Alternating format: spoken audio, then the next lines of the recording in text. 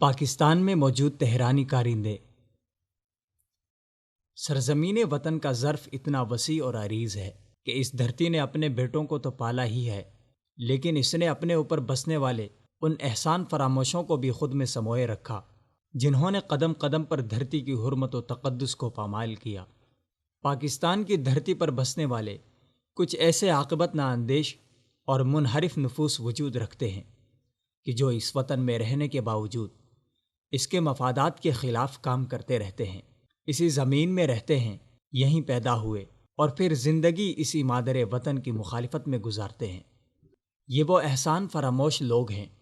جو یہاں رہتے ہوئے اپنوں کو اجاڑنے کے لیے غیروں سے مراسم قائم کرتے ہیں، کھاتے یہاں کا ہیں، گاتے کسی اور کا ہیں۔ یہ رہتے اسلام آباد میں ہیں، خوشے چینی تہران کی کرتے ہیں، رہتے گلگت، کراچی، پاڑا چنار اور بلوچستان میں ہیں، قصیدے مشہد، قم اور اصفہان کے گاتے ہیں۔ یہ کہلاتے پاکستانی ہیں لیکن دل و جان سے ایرانی ہیں۔ جی ہاں، یہ ہیں مجلس وحدت المسلمین، سپاہ محمد، لشکر مہدی، تحریک جعفریہ، لوائے زینبیون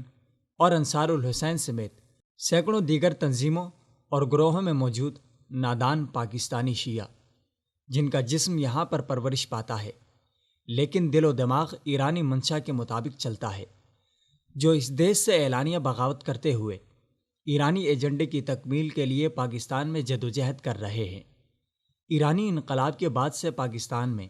ایرانی اعلی کاری میں پیش یہ گروہ آج تک پاکستان کی نظریاتی، جغرافیائی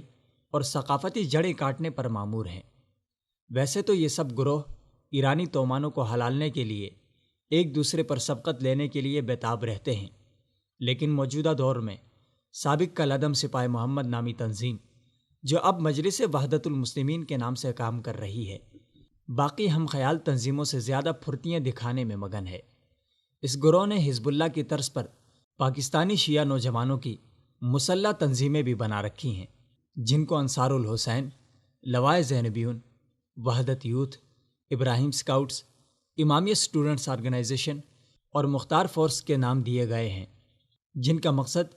اندرون ملک کے ساتھ ساتھ بیرون ملک ایرانی مفادات کے لیے مسلح جدوجہد کرنا ہے۔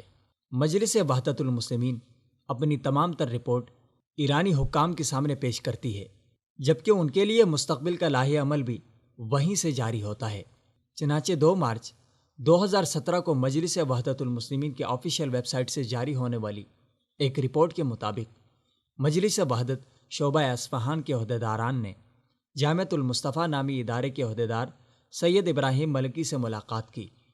اور ان کو اپنی کارکردگی کی رپورٹ پیش کی، جس کو حوصلہ افزا قرار دیتے ہوئے ابراہیم ملکی نے کہا کہ مجلس وحدت المسلمین کے سربراہ پاکستان میں خمینی ایجنڈے کو احسن انداز میں لے کر آگے چل رہے ہیں، اور وہ وقت دور نہیں جب پاکستان میں بھی خمینی انقلاب برآمد کر لیا جائے گا۔ یاد رہے کہ پاکستان سے دہشت گردی کی کارروائیوں کے لیے ایران بھرتی ہو کر جانے والے شیعہ نوجوان تعلیم کے نام پر جاتے ہیں،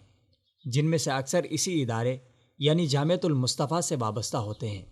اس گھناؤنے کاروبار میں مجلس وحدت اکیلی ملوث نہیں، بلکہ وہ تمام شیعہ تنظیمیں جو پاکستان کے بجائے ایران کے ساتھ اپنی وفاداریاں نبھاتی ہیں۔ یہ لوگ پاکستان کی بقا کے لیے مستقل خطرہ ہیں، کیونکہ ان کی تمام تر کوششیں وطن عزیز میں خمینی انقلاب کو برآمد کرنے کے لیے ہیں۔ اسی لیے ان کا قلع کما کرنا حکومت وقت کی ذمہ داری ہے۔